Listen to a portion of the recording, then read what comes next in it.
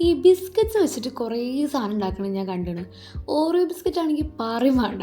ഞാനാണെങ്കിൽ Oreo biscuit വെച്ചാണ്ട് കുറേയൊക്കെ ട്രൈ ചെയ്തിന്. കുറേയെന്ന് വെച്ചാൽ കുറേയൊന്നുമല്ല, എന്നാലും കുറച്ചൊക്കെ.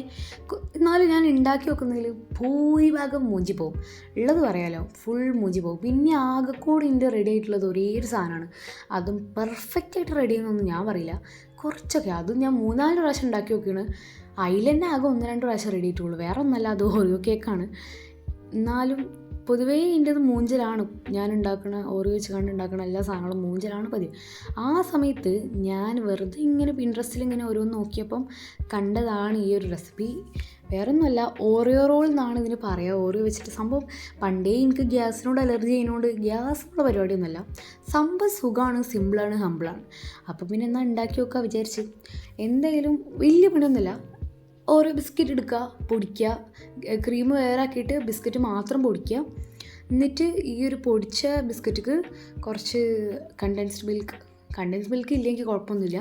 ഇനിയിപ്പോൾ എന്താ പറയുക, അത് ഇടണം നിങ്ങൾക്ക് ആഗ്രഹം ഉണ്ടെന്നുണ്ടെങ്കിൽ വീട്ടിലില്ലെങ്കിൽ കുറച്ച് പാൽപ്പൊടി, കുറച്ച് വെള്ളം, കുറച്ച് പഞ്ചസാര ചെറുതായിട്ടൊന്നും ഇങ്ങോട്ട് കുറുക്കിയെടുത്താൽ സാധനം സെറ്റാവും. ഞാൻ ചിലപ്പോൾ ചില അടിയന്തര സാഹചര്യങ്ങളിൽ മിൽക്ക് മെയ്ഡ് ഇല്ലെങ്കിൽ ഞാൻ അങ്ങനെയാണ് യൂസ് ചെയ്യാറുള്ളത്. അപ്പോൾ പിന്നെന്താണ്, കുറച്ച് പാൽ ആവശ്യത്തിന് ഒഴിച്ച് കൊടുക്കുക.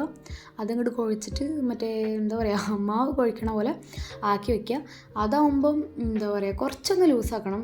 കുറച്ച് ലൂസാക്കുമ്പോൾ പറ്റ ലൂസാക്കരുത്, കുറച്ച് ലൂസാക്കണം. കാരണം കുറച്ച് നമ്മളിങ്ങനെ ഒരു കുറച്ചേരൊക്കെ നിൽക്കുമ്പോൾ കുറച്ചുകൂടെ ഹാർഡായിട്ട് വരും. അപ്പോൾ ആ സമയത്ത് പിന്നെ രണ്ടാമത് കുഴക്കേണ്ടി വരും. എനിക്ക് അങ്ങനെ ഒരു അബദ്ധം പറ്റി, അതുകൊണ്ടാണ് ഞാൻ പറഞ്ഞത്. പിന്നെ ഈ ക്രീം, കുറച്ച് പാല്, കുറച്ച് കണ്ടൻസ്ഡ് മിൽക്ക് ഒഴിച്ചിട്ട് ഇങ്ങനെ മിക്സ് ചെയ്യുക. ഇവിടെയും കണ്ടൻസ് മിൽക്ക് നിർബന്ധമൊന്നുമില്ല കേട്ടോ. എന്നിട്ട് വേറൊരു പണിയുമില്ല. എന്നിട്ട് ഈ ഒരു സാധനം പരത്തിയിട്ട് ഇങ്ങനെ അതേപോലെ ഇങ്ങനെ നീളത്തിൽ പരത്തിയിട്ട് എന്താ വേണ്ടി ഷേപ്പിൽ വെച്ചിട്ട് പരത്തിയിട്ട് അതിൽ നമ്മൾ നേരത്തെ ഉണ്ടാക്കി വെച്ച ക്രീം ഒഴിക്കുക, റോൾ ചെയ്യുക, കട്ട് ചെയ്യുക, തിന്നുക. സാധനം സിമ്പിളാണ്. എനിക്ക് തോന്നുന്നു ഞാൻ ഇതുവരെ ഉണ്ടാക്കിയ ഓറിയോ ബിസ്ക്കറ്റ് വെച്ചിട്ടുള്ള ഓറിയോ ബിസ്ക്കറ്റ് എന്നല്ല, ബിസ്ക്കറ്റ് വെച്ച് ഞാൻ ഇതുവരെ ഉണ്ടാക്കിയ സാധനത്തിൽ ഏറ്റവും എനിക്ക് ടേസ്റ്റായിട്ടും സിമ്പിളായിട്ടും തോന്നിയത് ഇതാണ്. എന്തോ ഇതാണ് എനിക്ക് ഏറ്റവും സിമ്പിളായിട്ട് തോന്നിയത്. പിന്നെ വേറെ കാര്യം, ഇതിങ്ങനെ റോൾ ചെയ്യുന്ന സമയത്ത് ഫ്രിഡ്ജിൽ വെക്കുന്നത് നല്ലതായിരിക്കും. കുറേ മറ്റേ ഓവർനൈറ്റ് അങ്ങനെയൊന്നും വെക്കണ്ട, കുറച്ചേരം വെച്ചാൽ മതി ഇതൊന്ന് സെറ്റാവുന്ന വരെ. കാരണം ക്രീം ലൂസാവേ, കാരണം എന്തെങ്കിലും ഉണ്ടെങ്കിൽ അതൊന്ന് സെറ്റായി കിട്ടാനാണ്.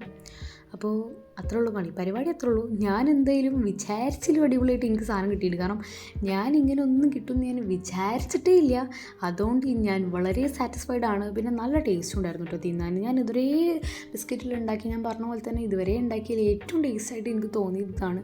കുറച്ചും കൂടെ ഒരു കാണാനും ഭംഗി ഇതാണ്. ഞാൻ ഇതുവരെ ഉണ്ടെങ്കിൽ വൃത്തിക്ക് ഇതാണ് ആദ്യമായിട്ട് കിട്ടിയിട്ടുള്ളത്.